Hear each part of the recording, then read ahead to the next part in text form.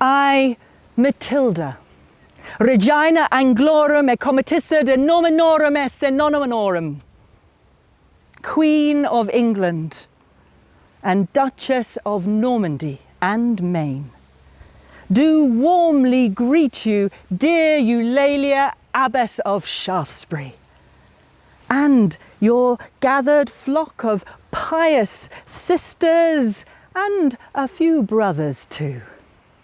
Salutat.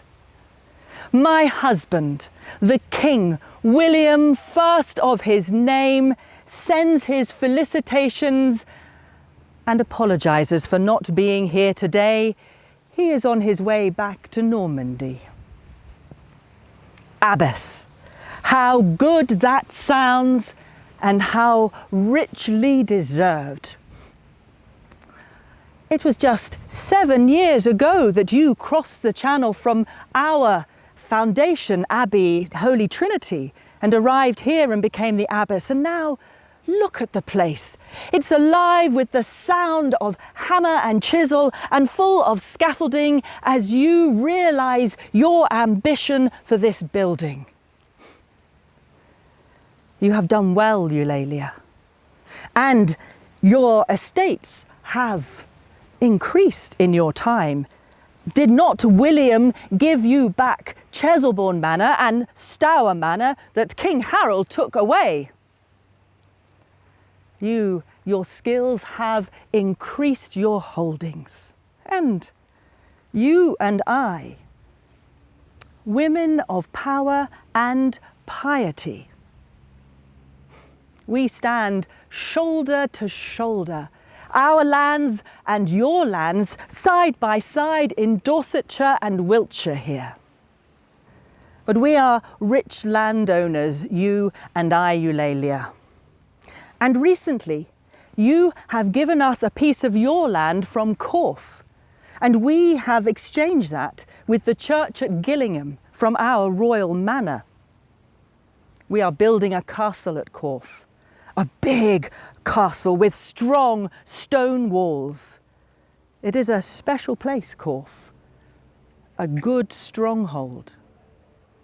But it is inextricably connected to that event over 100 years ago, when the awful murder happened of that boy king, that young Edward the Martyr. How innocence was struck down. And to think that his mother may have played a part in it is inconceivable to me.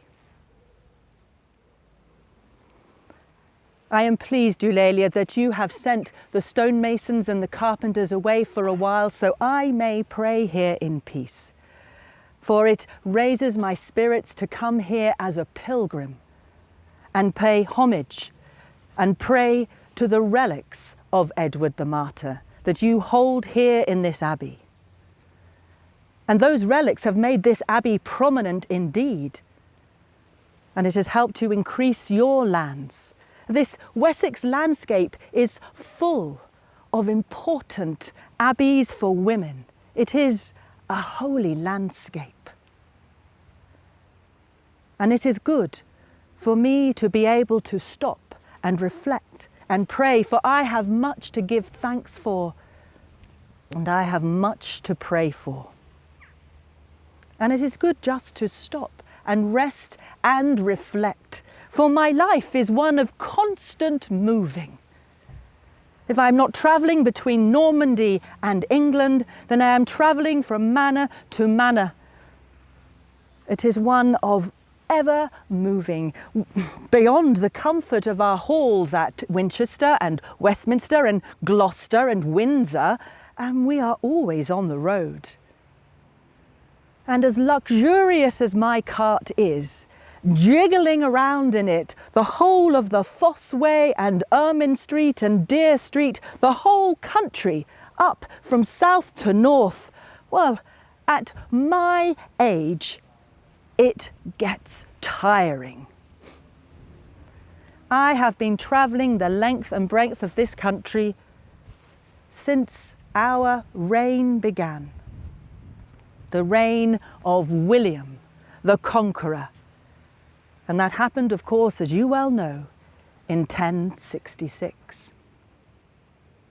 But the journey that I have just been on, all the way across the Firth of Forth in Scotland to the court of Malcolm at Dunfermline, my presence was requested there, and I travelled there with my son, my first son, Robert. For we were going to the court of Malcolm and his wife, the Queen Margaret. The cause? For the baptism of their baby Edith. I was their godmother, and I held that plump babe in my arms as she was anointed with the holy water. She was received into the faith, and she was given God's protection. And the original sin was given salvation. And the little wildling reached up and grabbed my veil and wouldn't let go.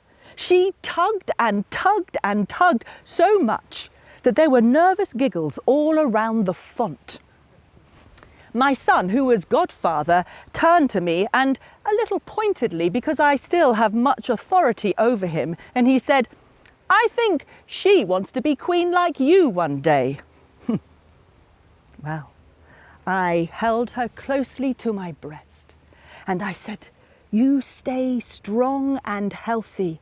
You go well."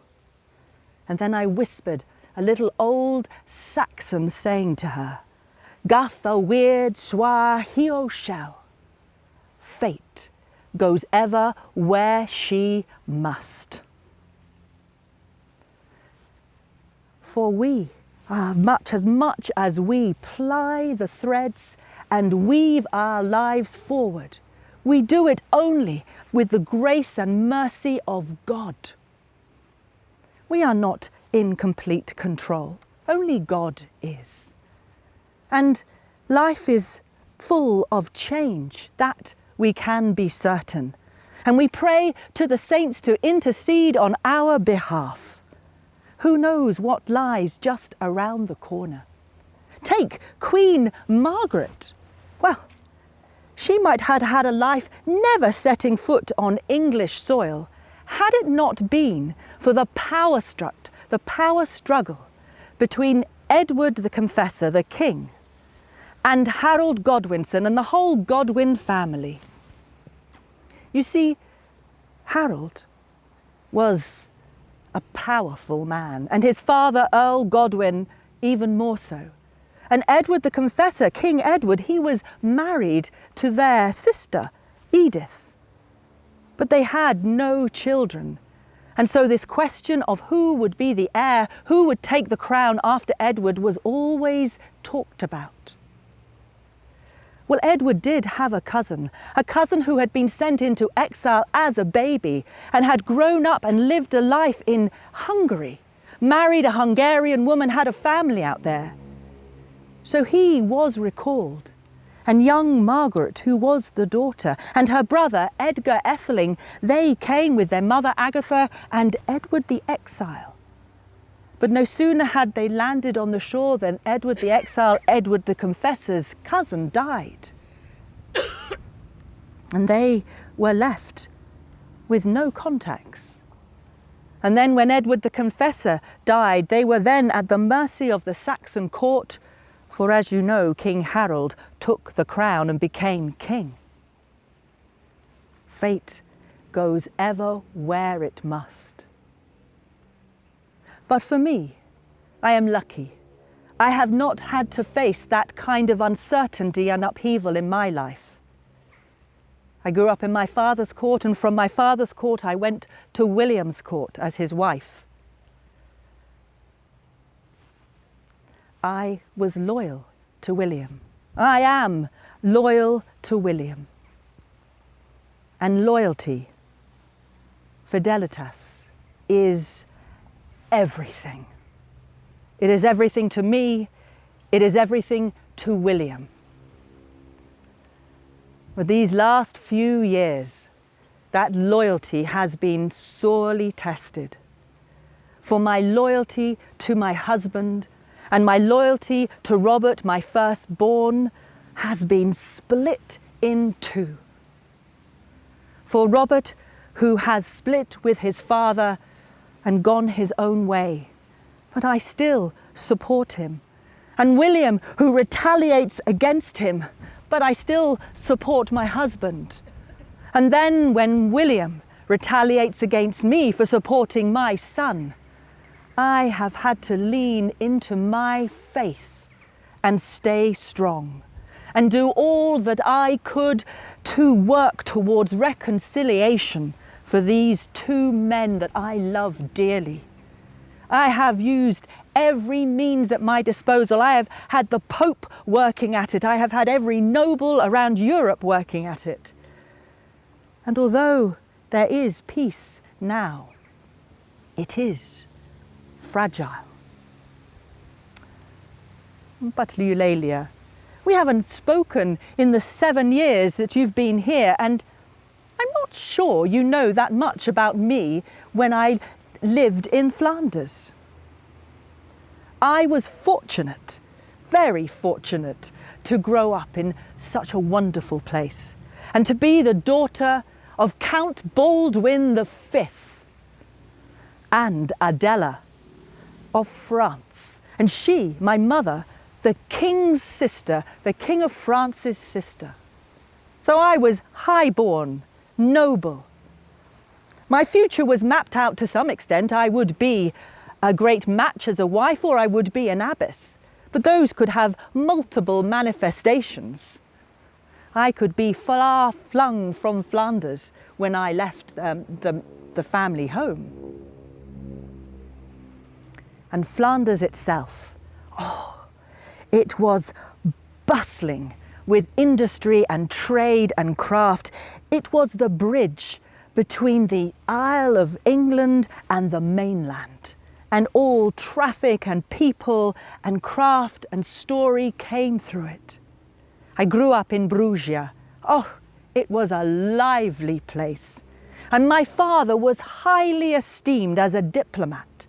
He was able to balance the needs of opposing forces without falling out with anyone. It was quite a skill. And it was a place of action, and he welcomed anyone to his court. He welcomed exiles, and all languages were spoken there. Of course, all sorts of things happen, and fate will cast her arm and shadow against all sorts. And so who knows who will be seeking sanctuary or running into exile. We had a Saxon queen seek exile with us when I was merely 7 years old. As well you know, Queen Emma. She stayed with us for 3 years in a house that my father gave her. Emma, she was married not once, but twice. She was a queen not once, but twice to 2 kings. Her first husband was Ethelred the Unready. Ethelred, the younger brother who came to the throne when Edward the Martyr was murdered. She had 2 sons with Ethelred, Edward the Confessor and Alfred Etheling, and a daughter, Goda. So she was Queen Emma. But when Ethelred died, and his successor, his son from his first wife, Edmund Ironside, died, and Edmund Ironside, well, that was the grandfather of Queen Margaret, who ended up in Scotland. The connections there, they just go back and back and back. Well, King Canute succeeded Edmund Ironside, and he took Emma as his wife. So of course her children from her first marriage to Ethelred, well, they were sent into exile. And they landed in the Norman courts and grew up. Edward grew up and Alfred grew up with the Norman dukes. So they were all ready full of Norman ideas. And Emma herself was from Normandy. In fact, she is William's great aunt. So Emma, she was King Canute's queen, his wife, and she gave him a son too, Canute. And when King Canute died, well, it wasn't Canute that became king, but a son from a previous concubine of King Canute called Harold Harefoot. So of course, Emma and Canute were sent into exile, and that's how she ended up in Flanders. Even though I was young, she was so fascinating. I hung around her skirts. I listened to her stories of life in the Winchester courts. And I watched as she created a sphere of influence around her, even in our city. She was very good. She gave great patronage to the church, to the arts there. She drew people in as she worked her claim for her son Canute to become king. She was amazing. She was forceful, she was strong, she was learned, she was articulate. She and my mother Adela got on famously. And Adela, oh, my wonderful mother, sister to the King of France. She was a pious woman and founded many abbeys. She was very learned, very educated. And she made sure I had a good education too. She used to say, I think there is a little bell ringing for Compline, is it? I don't know. Anyway, we shall ignore it because Eulalia, I hope you do not have to go and rush to that. But my mother saw to my education. She used to say to me, when my brothers were out doing their martial training, then I should marshal my brain and intellect, for those would be my guiding forces alongside my deep faith. She commissioned a copy of a wonderful book, and it was the story of Adelaide of Burgundy. Now, Adelaide of Burgundy, she was an impressive woman. She married the great Emperor Otto III, and she became the Roman Empress. The book, Epitaphium Domina Adelaide, was written by Odilo of Cluny. And when Adelaide was crowned, she was crowned Conserus Regni, equal royal power, and she was strong and powerful. And my mother made me read that. She wanted me to know what a strong woman looked like, a Roman empress looked like. My mother was ambitious, to say the least. Well, growing up in the court of my father, it was exciting times.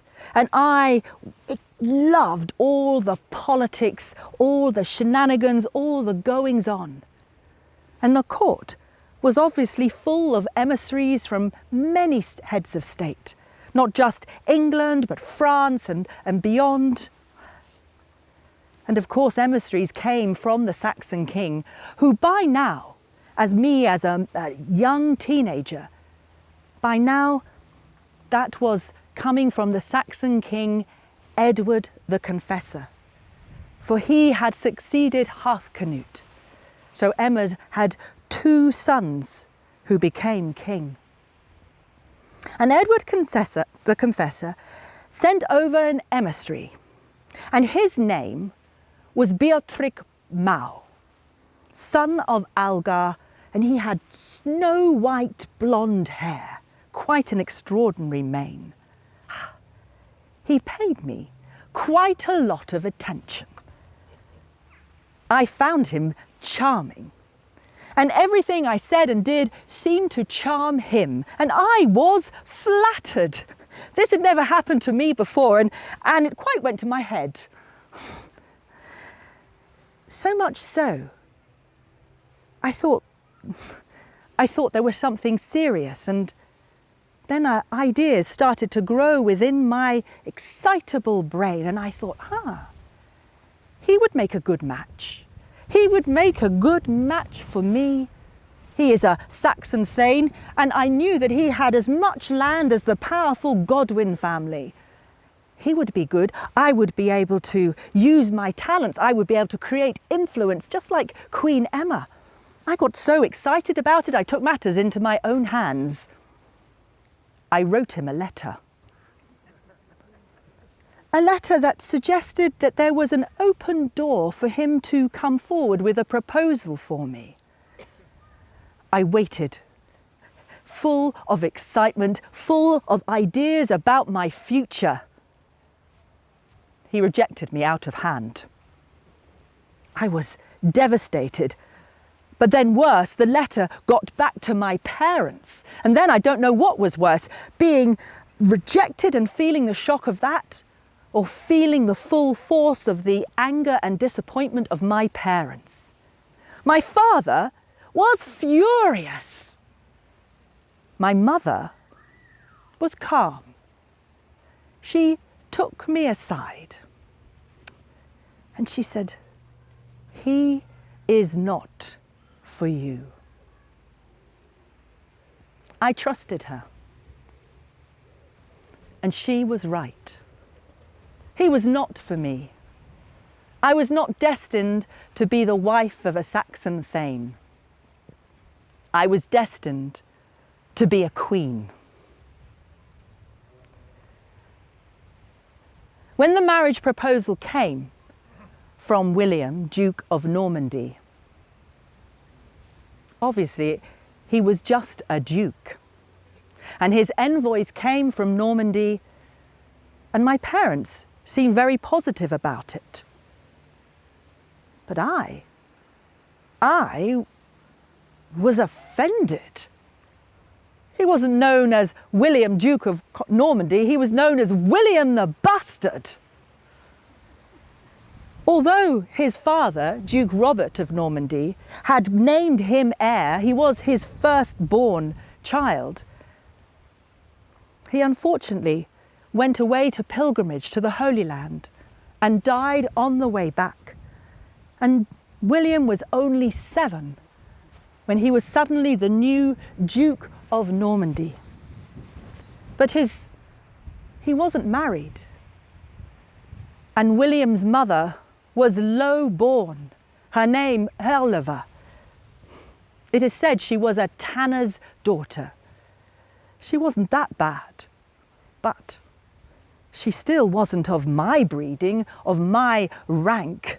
Even though, since William had been born, Duke of Normandy, Robert, while he was still alive, he thought highly of her, and he married her to account to give her elevation in the world. And it is said that William loved her very much, and respected her. But still, I was offended. And I refused the marriage proposal, and I sent the envoys away. Again, my father was furious.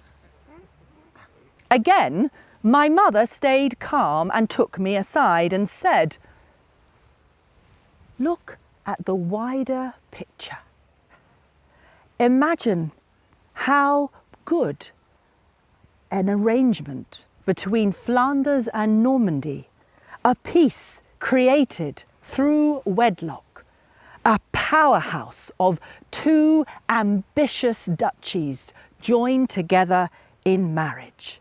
Think what you could do." And so I agreed to pray on it. And I prayed hard for guidance. And I opened my eyes to look out for signs. For we all need to be aware of the signs and portents that our prayers are being answered, perhaps not in the way that we imagined. And a sign surely came, and it was no mistaking it. For William, he rode directly all the way to Bruges on horseback. And he rode straight into our court, and he stomped straight into the chapel where I was praying. And he told me in no uncertain terms that I would be his wife and I would stand by him while he was successful in life, and it wouldn't just be his success, it would be our successes. He wouldn't take no for an answer. If I was trembling at that moment, facing this tall man so sure of himself, so righteously sure and convicted in himself, then it wasn't out of fear. It was out of excitement. Here was a man of his word. I could see it plainly in his eyes, in his stature, in his face. I could see the determination in him. Here was a man I knew who would not take no for an answer. But here he was inviting me to join him in his life. Here was a man who was choosing me. I changed my mind and said yes. And we were married. My parents and I and our entourage, well, we travelled to where our borders met. And his entourage came too. And we met and were married at Notre Dame d'Eau, just on the border. It was strange, suddenly being at your own wedding, and the whole path is being mapped out in front of you. So I became Duchess. I moved into the ducal palace in Rouen, and I started to learn about being a Duchess, how to run the estate, how to sign charters and writs and sit in on disputes. And I was well educated and well versed in it all, but to be doing it for myself, it was exciting. And thanks to the Lord, I was blessed with a prosperous womb. And I got on and became busy with making children, with creating our dynasty. And William was away a lot. For then, Europe, not just Normandy, all the landscapes were constantly shifting. And William was always away quelling rebellions or making alliances or showing his strength. In those early days, when he first went away, I would be terrified that I would become a widow. And when I delivered my first baby, a boy, a son, Robert, I used to be frightened for him and for me. What if William got killed? And then I, as a widow, would have to try and hold the power, hold it until my son was old enough to be Duke? Or would I fail and have to run back to my father's court in Flanders? But I needn't have worried, because William was a man of his word, and he never failed. In those early years, also, we lived under a spiritual cloud, for the Pope had, in fact, banned our marriage. We went ahead anyway, but he said we couldn't get married because of the consanguinity, that we were related somehow too closely and it would be wrong. Well, that was not true, and we realised it was a political statement, for Flanders and Normandy coming together in wedlock, well, that was a powerful relationship that had its ripple and effects all over Europe. And I became pregnant again and again, delivering children, creating our dynasty together. Those were heady days, those first years together in Rouen. But of course, the turning point came in 1066, when Edward the Confessor, in early January, died. And the crown immediately was taken by Harold Godwinson. Edward was barely cool. He was crowned the very next day, and apparently it is said that that was the wishes on Edward's deathbed, that Harold would take the crown. And he had a Godwinson-loaded council to support him in that. Well, of course, that was bad news for us.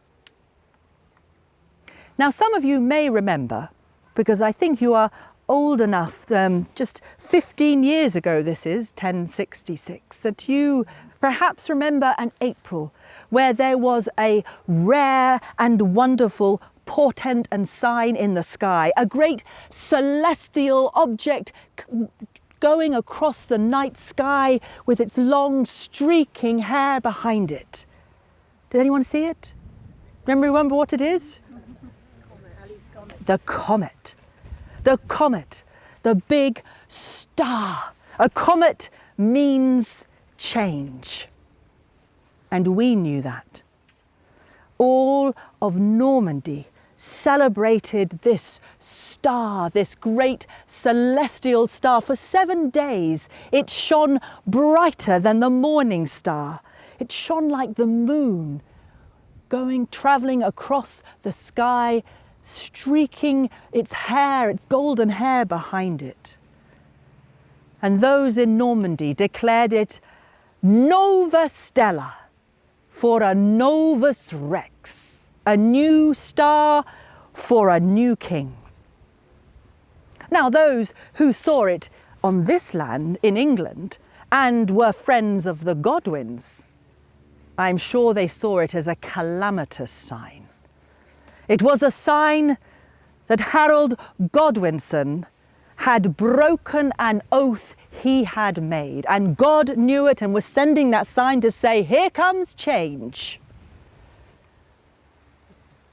In 1051, when Edward the Confessor was alive and well, but still with no children coming from his marriage to Edith, who was a Godwin, and then there was the question of the heir.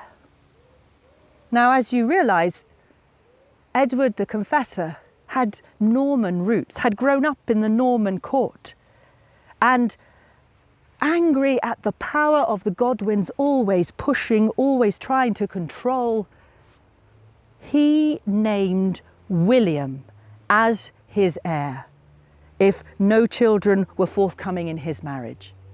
He went as far as sending Robert of Jumièges to William to tell him this, and then invite William over to the court at Westminster. This happened within the first 2 years of our marriage. It was exciting. Can you imagine? I got married to William and I was a duchess, and then suddenly there was the potential that I would become queen. In 1064, 2 years before Edward died, Harold Godwinson himself came over to Normandy and spent time with William, and he swore on holy relics that he would uphold William's claim to the throne. So you can imagine in 1066, when Edward died and Harold took the crown, it left William no choice but to pursue his claim by force. And that comet was our sign. Of course, we didn't rely on the comet. William was already mustering support from Normandy and beyond. We gave great patronage to the church. 5 years previously, there was a new pope, Nicholas II. And he overturned the ban on the marriage, and he finally blessed our marriage. And in thanks for that, William and I each founded an abbey in Caen. William's St. Etienne was for men, mine, Holy Trinity, was for women. I love that place. I intend to be buried there one day. But now, in this lead up where we had the biggest battle of our lives so far ahead of us, now we paid great patronage to our churches, and we made the greatest offering that as parents and as Duke and Duchess that we could. We offered and committed our 7-year-old daughter Cecilia to my Abbey, Holy Trinity, for a life of prayer. It was a beautiful occasion. And such was the compliment from our followers that 20 other nobles also gave their young children, their young girls, as maidens into the church. God was watching us. And of course, meanwhile, there was shipbuilding. We were amassing a great fleet. So many nobles offered ships for our fleet, for our campaign.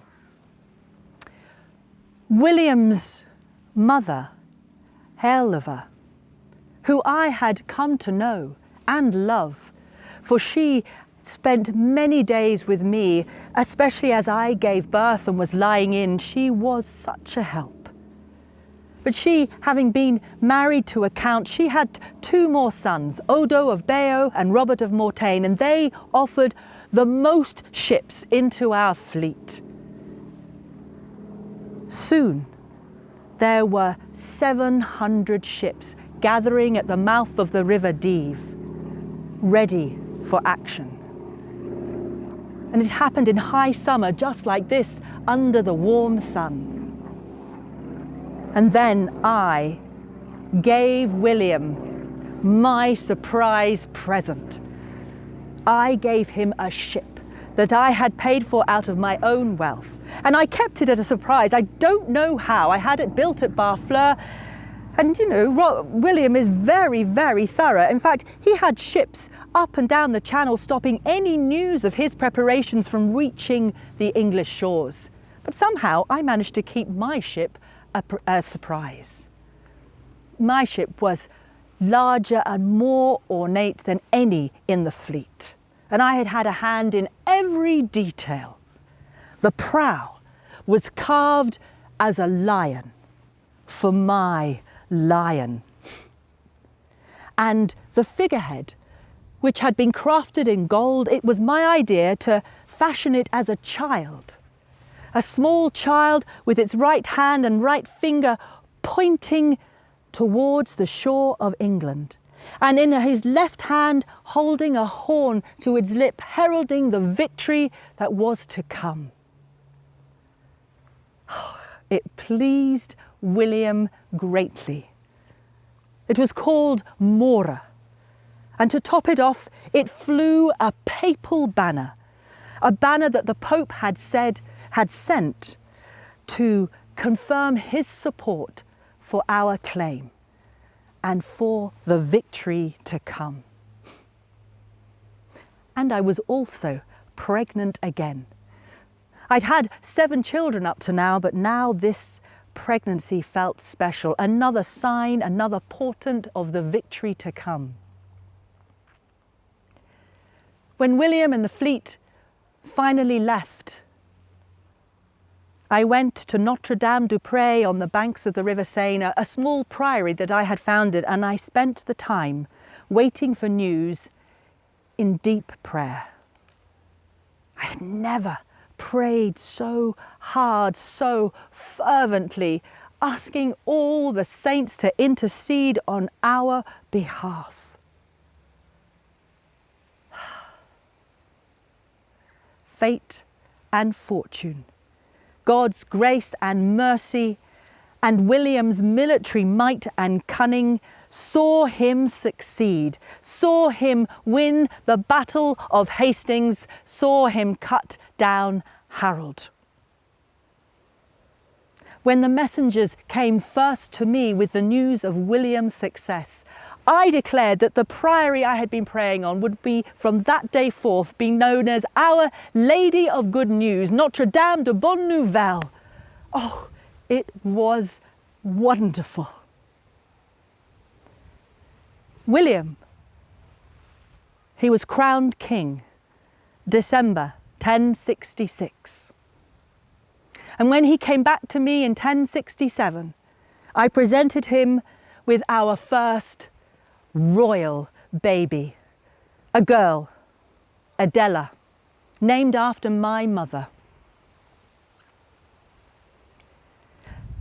It would be 2 years before William felt it was safe enough for me to come over to be crowned queen. 2 years in which he had to quell the rebellions that popped up all over the place. In those 2 years, Edith, the widow of Edward the Confessor, she surrendered. And Githa, the powerful matriarch of the Godwinson family, well, she was sent into exile, but not before first raising up rebellions in Exeter with her sons. They fled to Ireland. And Githa, well, she was a Dane. She had been related to King Canute. And she ended up back over in Denmark. So for those 2 years, I acted as regent. And I controlled and took care of Normandy. And my life was full not just of my children, but of the day-to-day life of running a duchy. From signing charters to making taxes to even sending out the military to take care of little hotspots. I worked hard. I kept it together. I showed my power, my learning, and people respected me. Well, most people respected me. There was one particular person, a lowly count, who travelled all the way to England to share his complaint and his problem with William. And William turned round to the man and said, "Go back to Normandy. Matilda is your Duchess. She will sort it out." William trusted me. We shared the power together. But those 2 years in England, well, there was a lot of upheaval. A whole swathe of Saxon nobility was swept away and replaced with all of William's supporters, not just Normans, but French and Flemish and Poitevin. It sounds harsh, but it wasn't the first time that had happened. When King Canute became king, he did exactly the same thing. He got rid of all the nobles, Saxon nobles he didn't like, and replaced them with his nobles that supported him. How do you think the Godwins rose to power? They were supporters of Canute. They were the new nobles. This is what happens. This is part of the change. And finally, in 1066, William called for me. I sailed over on the ship Mora, which was guided and piloted expertly by Stephen, son of Erward. He had been the captain of the boat when William went over, and he has been the captain of that boat for all the time till now. He still is the captain of that boat. And I took a great retinue of people with me, including my personal chaplain, Bishop Guy of Amiens. Now, I had commissioned him to write a prose poem for the Battle of Hastings, for the success of my husband. My coronation, I was a May Queen, and my coronation took place at Westminster. Were any of you there, lining the streets? It was a coronation unlike any that had been before for a queen. For I was anointed with the sacred oil. I was set up for divine rule like my husband the king. King and queen, co-rulers, consor regni, just like the Roman empress, just like Adelaide of Burgundy. The crown was put upon my head and the sceptre in my hand to represent the secular authority I had as a queen. And then the bishop's ring, the blue sapphire, the episcopal ring, was placed upon my finger to represent my authority and responsibilities for the church. And at that coronation, I was pregnant again. And a few months later, William had gone up to York to settle some unrest there. And even though I was meant to be lying in by then, because I was at a very advanced stage, I was determined to travel up there, to be in York, to show my presence, to give birth to our first baby on English soil, so that that child would represent everything that we wanted for this country. I only made it as far as Selby. And hastily, a place was made for me, and I gave birth to the most beautiful son. We called him Henry, after my uncle Henry I of France. He is dear to me. And he is here, because just not so far from here at Old Sarum, he studies under the tutelage of Bishop Osmond. I will see him on this trip. And somehow, although he is only third in line to the throne, I have this feeling in my heart that he will be king one day. Although he studies hard, more at his letters than at his sword play and his horse riding, for we are training him for an expected life in the church. I think he may be a bishop. But I just feel that he will be king. And if that does come to him, I hope that he finds a wife, a good queen, who would be a strong partner, like I am for William. Someone strong, like the little babe, Matilda, whom I held in my arms, who grabbed hold of my veil. Yes, maybe someone strong like that, little Matilda. And I hope he would have a marriage like mine. For our loyalty, our fidelitas, has been at the centre of it. And although I think William, so disciplined, so full of piety, so self-controlled, he would have made a good bishop. However, he is a man of passion, but his loyalty has extended to our marriage bed, and he has stayed loyal to that.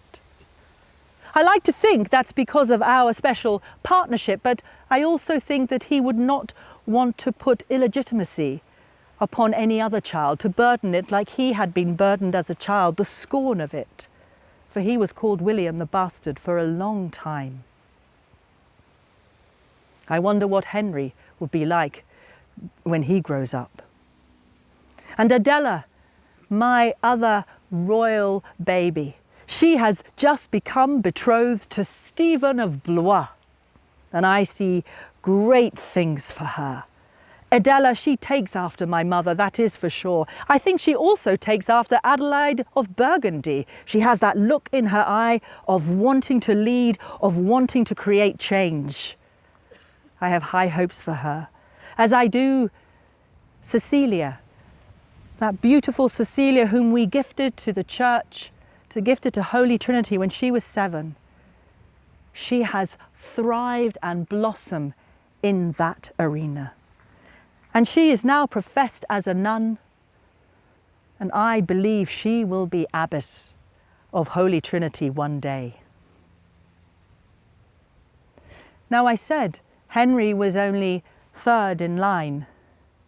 I birthed 4 sons.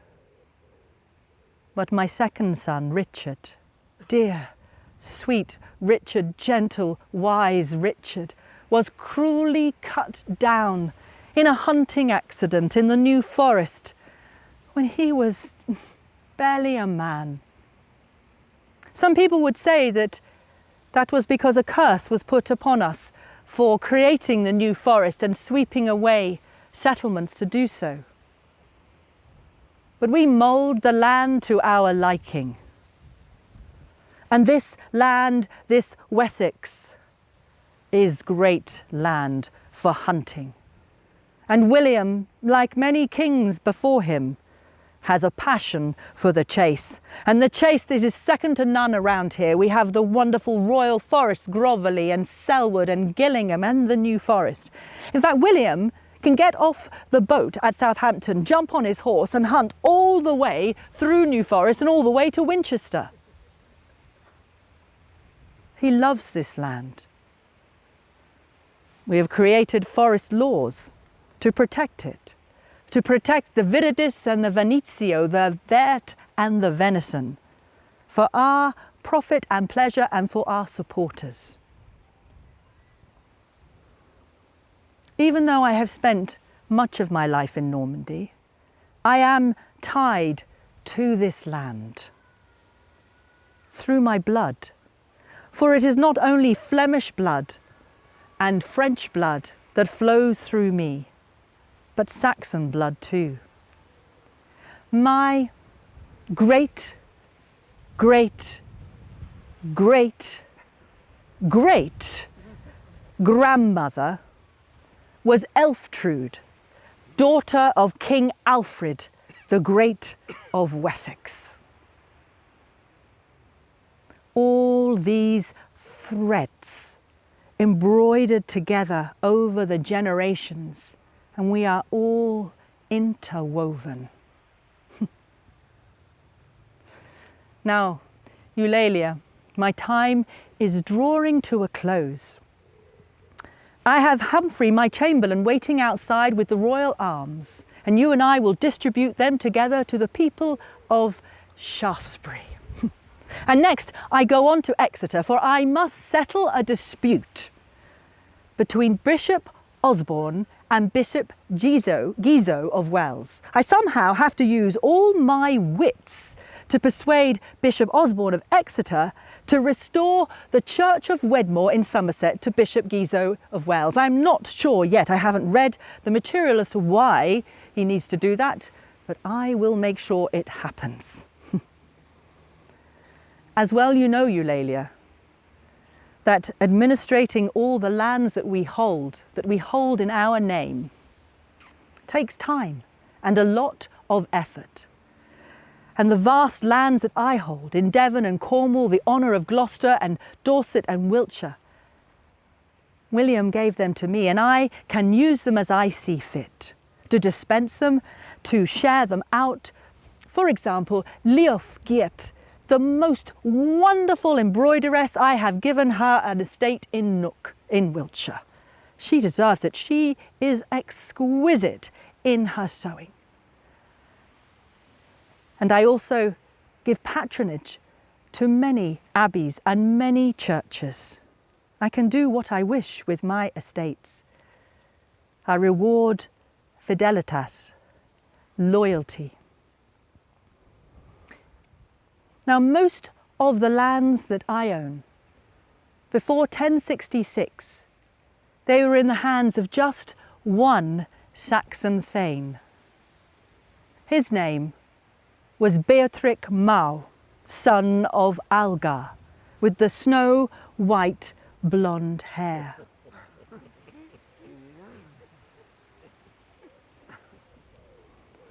It is not I who was left with regrets. It is not I who wished for a different path. Only he paid dearly for his lack of fidelitas to me. Now, William and I, we love to play chess. Does anyone here like to play chess? I think it is allowed in the Abbey.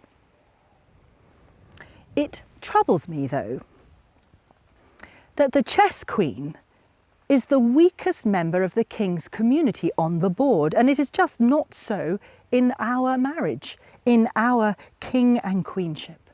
And we are very evenly matched, Although, when it is clear I have the upper hand, sometimes William has a bout of clumsiness and a stray elbow will knock the board and all the pieces on the floor. He doesn't like to lose. But I always remember a piece of advice that my mother gave me, and she got it from a treatise on the game of chess written by a Benedictine monk 100 years ago or so. And it went like this: if you want to play the game, pay attention, and then play it with your whole heart. This we have done. This we have done with our lives and will continue to do so until our dying breath. Adieu, Eulalia, and God bless.